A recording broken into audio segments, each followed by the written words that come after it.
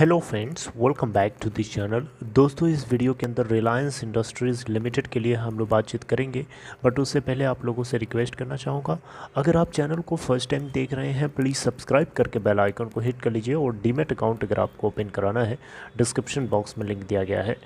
दोस्तों, Reliance industries limited के share price में आज तो भयंकर मतलब ऐसा लगा कि सब कुछ तबाह हो जाएगा। 3.02% से भी ज़्यादा, 3.02% के ऊपर तो ये बंद हुआ 2714.25 के ऊपर। अगर आज देखें तो पूरे इंट्राडे में ओपन हुआ था 2771.90 पे, 2701.50 का लो बना डाला पूरे इंट्राडे में और 2789.90 का हाई 84.50 लॉस कर गया आज के ट्रेडिंग सेशन में। 83,49,943 टोटल वॉल्यूम और मार्केट कैप करस्पॉन्डिंग 2714.25 के क्लोजिंग प्राइस के करस्पॉन्डिंग 18,36,315। दोस्तों, आपको मैंने बताया था कि रिलायंस इंडस्ट्रीज़ लिमिटेड ने बूट्स को एक्वायर करने के लिए बहुत करीब पहुंच चुका है अपोलो ग्लोबल के साथ मिल करके, क्योंकि इसका जो तगड़ा कॉम्पिटिटर है उसको प्राइस को लेकर के बहुत ज़्यादा चिंता है और रिलायंस इंडस्ट्रीज़ लिमिटेड का कंसोर्टियम 7 बिलियन पाउंड को देने के लिए पूरी तरीके से 100% तैयार तो नहीं होगा, लेकिन उसके आसपास भी अगर पहुंच गया तो बात पक्की हो जाएगी। फिर आप पूछ सकते हैं कि अगर इतनी अच्छी खबर है तो गिरावट क्यों हो गई यार, ये तो बताओ। तो दोस्तों, गिरावट होने के पीछे का कोई जेन्युइन कारण नहीं है, ये ग्लोबल सेल ऑफ है। आपको पता होना चाहिए Dow Jones last trading session में अगर आप देखें तो बहुत भयंकर गिरावट थी।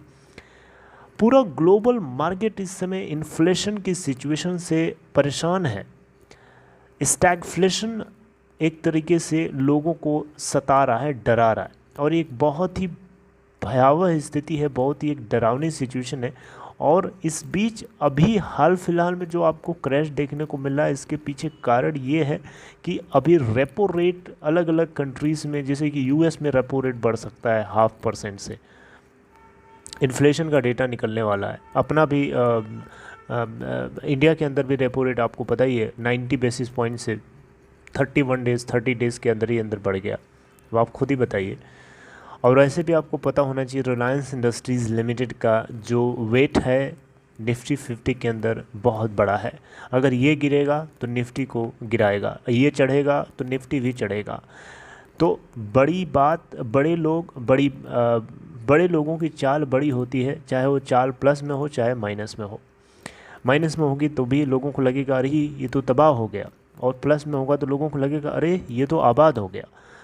तो दोस्तों, अब यहाँ पे मैं आपसे जो डिस्कस करने वाला हूँ, कांटे की टक्कर, ये आपको शायद समझ में ना आया हो तुरंत एक लाइन में, लेकिन दोस्तों कांटे की टक्कर इसलिए है क्योंकि मुकेश अंबानी और जेफ बेजोस दोनों आमने सामने हैं। एक सामने इनके 6 बिलियन डॉलर का मार्केट है।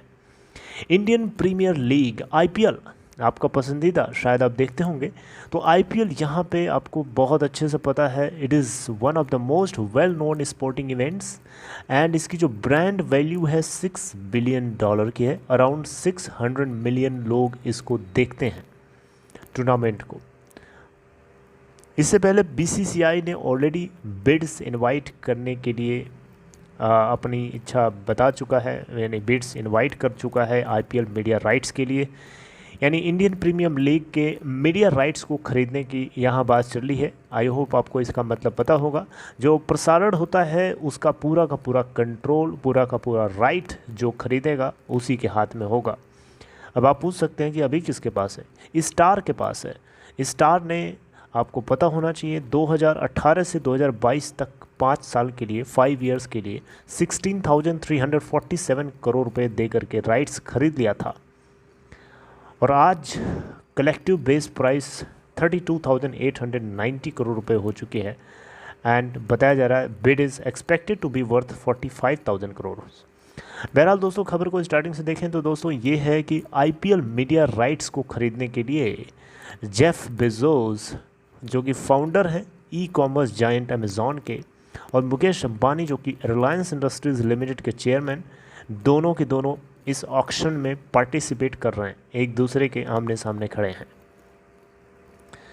बेजोस और अंबानी के अलावा Disney Star, Apple, Google, Sony group corp और भी कुछ एंटिटीज़ हैं जो पार्टिसिपेट कर सकती हैं ई ऑक्शन के अंदर for media rights on Sunday 12 जून, यानी 12 जून को ये पार्टिसिपेशन होना है ई ऑक्शन के माध्यम से। दोस्तों auction will take place on June 12 for 4 categories, यानी 4 अलग अलग कैटेगरीज के लिए ऑक्शन कराया जाएगा। इंडिया का टेलीविज़न राइट्स, ठीक है, और इंडिया का डिजिटल राइट्स। इसके अलावा नॉन एक्सक्लूसिव डिजिटल राइट्स के लिए इन इंडिया, इसके अलावा overseas television and digital rights, and इसके अलावा एक और है साउथ अफ्रीका प्लेयर। आप देख सकते हैं, यहाँ आप देख सकते हैं दोस्तों 4 मैंने कैटेगरी बताई थी, 4 में मैंने चारों का नाम ले लिया। अब देखिए 1 बाय 1 करके चारों के लिए अलग अलग क्या बिड प्राइस है। देखिए reserve price for television rights, यानी टेलीविज़न राइट के लिए जो रिजर्व प्राइस रखा गया है 18,130 करोड़ रुपए है, जबकि reserve price for digital rights in India 12,210 crore रुपया।